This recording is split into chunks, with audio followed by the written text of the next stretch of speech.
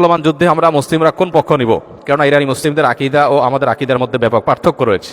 দেখুন, একটা কমন নীতি আমাদের প্রত্যেকেরই জানা থাকা দরকার। সেটা হলো, একজন মুসলমান তিনি সবসময় মাজলুমের পক্ষ অবলম্বন করবেন। যখন দুটি বিবাদমান পক্ষের মধ্যে একটা মাজলুম আর একটা জালিম হবে, তখন সেই ঘটনায় মুসলমানরা সবসময় জুলুমের বিরুদ্ধে অবস্থান নেবেন।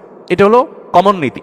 এমনকি জুলুমের শিকার মানুষটা যদি অমুসলিমও হয়, তারপরেও তার প্রতি মুসলমানের সিম্প্যাথি থাকবে। মুসলমান কখনো জুলুমের সাথে সঙ্গ দিবে না, যদি জালেম মুসলমানও হয়। অতএব আপনার সাথে কোনো মাজলুমের যদি আকীদাগত মতপার্থক্য থাকেও, সেই মতপার্থক্য আপন জায়গায় থাকবে, সেটাকে আপনি রাখবেন, এবং বিরোধিতার জায়গাটাও আপন জায়গায় থাকবে।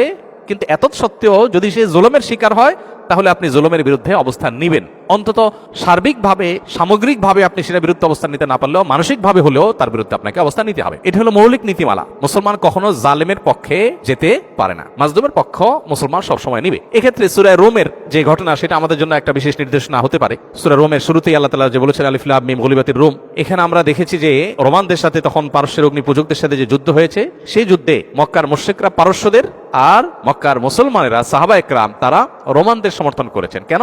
কারণ রোমানদের সাথে আকীদাগত মতপার্থক্য থাকা সত্ত্বেও তারা আসমানি ধর্মে বিশ্বাসী, মুসলমানরা আসমানি ধর্মে বিশ্বাসী। এই জায়গাতে মিল আছে, এই যে ঐক্যের একটা যোগসূত্র আছে, সেটার ভিত্তিতে তাদের প্রতি সমর্থন ছিল। আর পারস্যের তারা মুশরিক ছিল, ঐক্যের যোগসূত্র ছিল না সে অর্থে, এই জন্য তাদের বিরুদ্ধে ছিল। অতএব আজও আমরা ওই মূলনীতি মাথায় রেখে অনেক আহলে কেবলা, অনেক আপনার মুসলিম আছেন যারা হয়তো বিভ্রান্ত, যারা হয়তো বিদআতে লিপ্ত, কেউ কেউ হয়তো শিরকে বা ইসলামের গণ্ডি থেকেও খারেজ, বাট বাহ্যিক দৃষ্টিকোণ থেকে আদম সময়তে মুসলমান মানুষ মনে করে পরিস্থিতি বিবেচনা, বিশেষ করে তারা যখন জুলুমের শিকার হবে, তখন জালিমের পতন চাওয়া বা তাদের চাইতে আরো বেশি জুলুম যারা করছে তাদের পতন চাওয়া বা তাদের ব্যাপারে আপনার যথাযথ অবস্থান গ্রহণ করা, এটা মুসলমানের, একজন দায়িত্বশীল মুসলমানের কর্তব্য।